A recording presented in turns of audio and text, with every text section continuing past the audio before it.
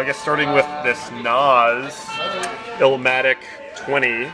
Because it is the 20-year anniversary. 20-year anniversary. April 1994. I mean, what can you say? This, a lot of people claim #1 greatest hip hop album of all time. You totally see the argument for that. I mean, this is like one of those rare instances where a talented rapper, the '90s, got together with a bunch of like the best producers in hip hop and kind of made what they call on the sticker a masterpiece. I know that the difference between getting this one and the regular, that's what I was going to ask regular you. old one is this actually includes a bonus disc, which has demo recordings, remixes, tracks from that era that didn't make the cut. So, okay. You know, who else we got? But then newer stuff here. How about this new Pharoah Monch album that just dropped? Post-traumatic stress disorder. Very curious to hear this. I haven't listened to it yet. It's got like Black Thought on it and Step Kids, oddly enough, from Talib Kweli. But you know, I mean, Pharoah Monch is one of the best rappers. Was it War was the last one he had? Yeah, War was the last one. I'm not a fan of all of his modern stuff, but he is, from a technical standpoint, like one of the best rappers. I mean, the dude has like impeccable voice and flow. Like the Organized Confusion stuff is just classic. Right. I've personally loved Infernal Affairs and Raucous too. I thought that was an amazing album. So, you know, it's always probably worth at least checking out and see where he's coming from these days. So that's cool. We got a couple things that I'm into here. A new release from Sleep of Old Dominion. This is one of the many, you know, I ripped the Old Dominion crew over here pretty hard out of Seattle. And this guy, he's one half of the Chicharrones. He's been doing it on the solo tip for years. His last album came out on Strange Famous Records, Sage Francis label. This is his most recent work produced by this guy, Mall Skull, who's part of a group out of, I believe, Portland called Black Mask, who I've actually seen live a couple of times. They always got my attention because they bring a bunch of like really nice digipack CDs to their live shows and just give them away for free. Oh, really? Like, have everyone take them. And they're actually pretty good albums, too.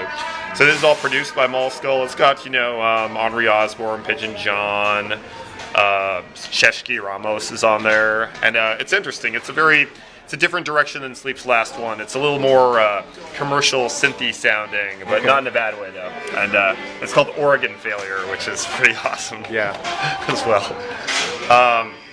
And speaking of weird ones, man, this one I have been studying very hard. This is the new album from AWOL1 and Gelrock, who collectively go as the Cloaks. And these are two of the stranger rappers at the Los Angeles stylistic scene. You might know AWOL from his work with Shapeshifters and Fake 4. Gelrock has also been in it just as long. He was part of, E Times 2 out there. He did that Three Eyed Cows tape with AWOL back in the day. But man, this album is bizarre. I mean, this is like, it's produced by this guy, Awkward from Makina Muerte, who did Open Mike Eagle's last album, actually, the Animal Hospital. Produced this whole thing. And if you know this guy's beats, they are like electronic noise. They're just like, almost like the first time I threw this on, I thought it almost might be unlistenable. I was like, this is like totally bizarre, but it's amazing. You listen to it 3 times and suddenly it just completely clicks. And these guys, the best part about it is these guys sound so good. They're like such good rappers. They sound great over like any kind of instrumental. So it's like the more challenging, the more interesting it is. And plus they got people like Abstract Rude and Ray Skull and Existerio also rapping over these kinds of beats. What label is that one on? It's on Gelrock's label, Abalana Records. It's actually something I got outside of a distributor, and it's hot shit. Okay. So go check that out. A new thing from The Locksmith. Maryland artist. I know his last one was produced by Ski Beats. Did really well over here. I don't know who produced this one, but it's actually on Locksmith's own label. Kind of curious to check it out. Haven't peeped it yet, but should be pretty cool. And it's called what? 1,000? It's called 1,000 Cuts. Okay. I don't know how much scratching is actually on the album though, so just keep that in mind. Okay. Something new from Poe and Citizen, some of my buddies from the Bay Area. This is their Debt EP, which the funds of which are going to kickstart their next album, actually, which is called Life After Debt.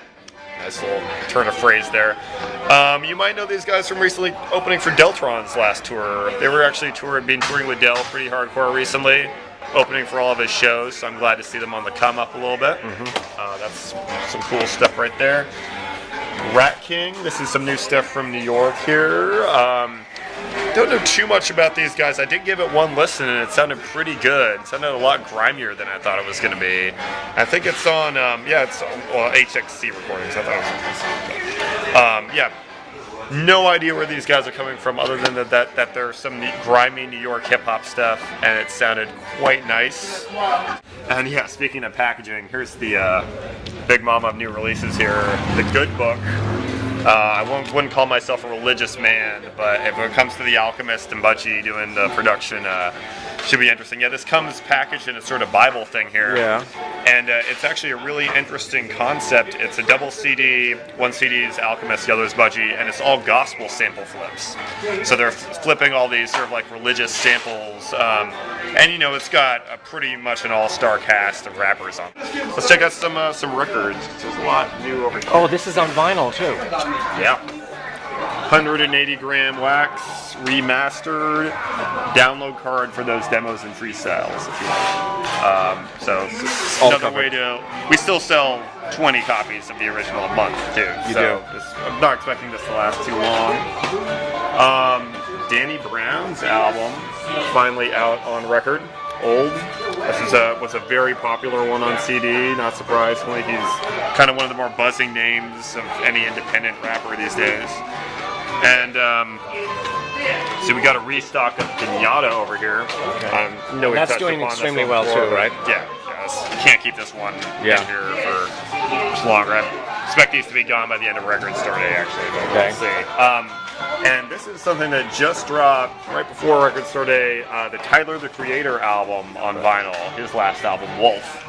So lots of very popular stuff over here. Stay tuned. This is not, none of these are record store day titles. And Doom, that's the one, yes. yeah, that's the 10 song one. The JJ album, right. covered on before. But none of these are record store day titles. We have a whole other fountain of record store that day won't be put out LPs. till Saturday That morning. won't be put out till Saturday. Can't disclose what we're getting. Sorry, folks. And the hours on Saturday are normal hours? Yeah, regular hours. Regular hours, okay. Just get there early if you want something special, because there's going to be a line. Because the line starts outside around 7, I think, from the past. That's right. Okay, thank you so much, Elid, at Amoeba Billy. Music Berkeley.